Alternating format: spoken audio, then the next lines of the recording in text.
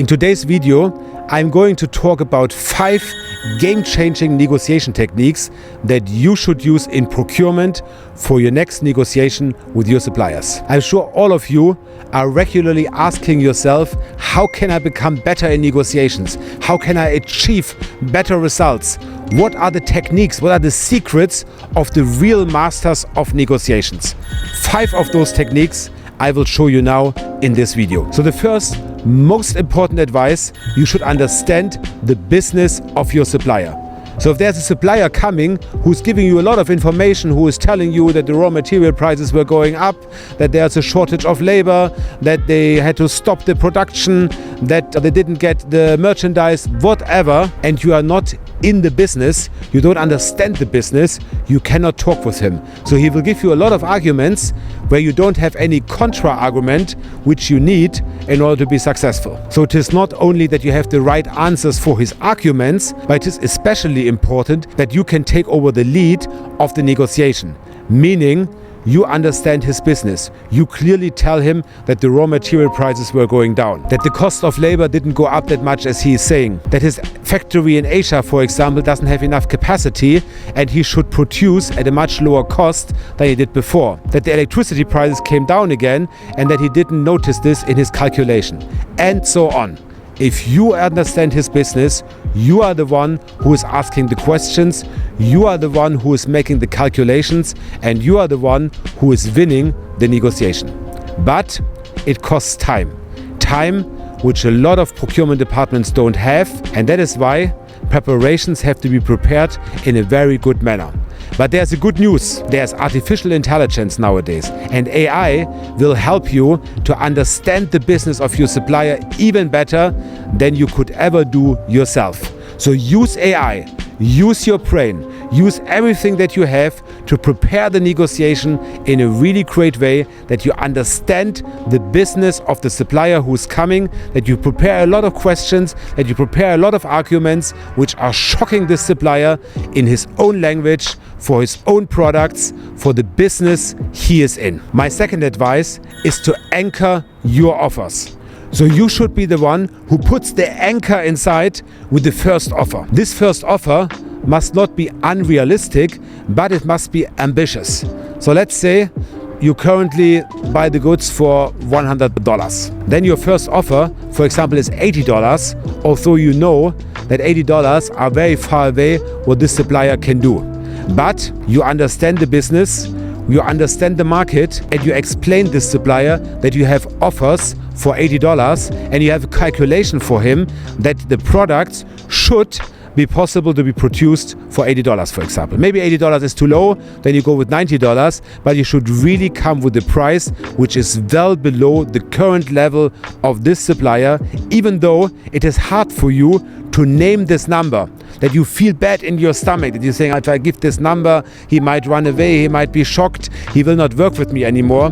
Believe me, this is happening very, very, very seldom. In most cases, the supplier will be shocked, but if you made your homework and if you checked how important you are for the supplier, he will not run away. He will stay there and he will start arguing with you. And now it is important that you put the anchor inside. The anchor is set, and now it is a question of negotiation, how far you go in the direction of this supplier, who probably will offer 95 or 93 or whatever. But now the negotiation has started. So coming to my third point, and this is the power of silence. So now imagine you have put the anchor there.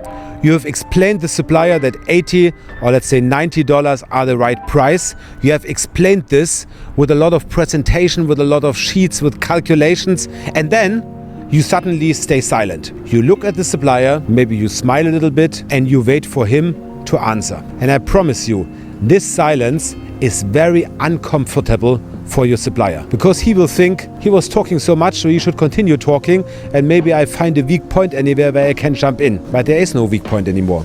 You gave your explanation and now you are silent. And now the supplier must come. First of all, he is not prepared for this kind of explanation which you gave him. Secondly, he is shocked that you are silent.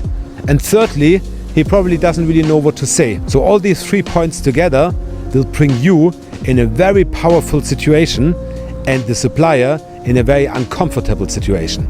And now in the next 2-3 minutes, you will become a winner if this supplier is not a really professional negotiation guy, because he will show you his weaknesses. He will tell you, yeah, this is not completely right, and here, yeah, I'm sorry I did this, and here, yeah, you are right. So you will catch those points, and now the more points you can catch, the more percentage you will be closer to your $80. My fourth advice is that you should use a lot of if-then statements. So for example, if I go a little bit higher with my price, then you give me a longer payment term. If I accept that you deliver a little bit later, then you come 2% down with your price. So these kind of statements make the discussion more collaborative. You give something to the supplier and you want to have something back. So after this period of silence and after you got all the weak points of the supplier, then you should start certain if-then negotiations. So I give you this and you give me this. And then you come step by step closer to what you want to achieve. And now coming to the fifth point, which is very, very important. You should know when you should walk away. So for example, if there's a supplier sitting in front of you who's completely desperate, who's completely broken, you are the winner in the negotiation, but after a few weeks he cannot deliver anymore, then you are not the winner, then it is a lose-lose scenario. So this you should never achieve. So you should give the supplier also a certain feeling that he is also a winner. Maybe a small winner. You are the big winner, he is a small winner, but there should be still a winning atmosphere. At the end of the negotiation, you should give the hand to your supplier. So there should be a handshake. And this is very important for you to know. So you should not go too far. So let's come back to the example. You said 80, you said 100. And then you did all the if-then statements and negotiations with each other. And then, for example, you are at a price of 87, of 90 or whatever. You feel comfortable with this, that you are really far away from the original scenario. And you have the feeling that the supplier could also feel comfortable with this.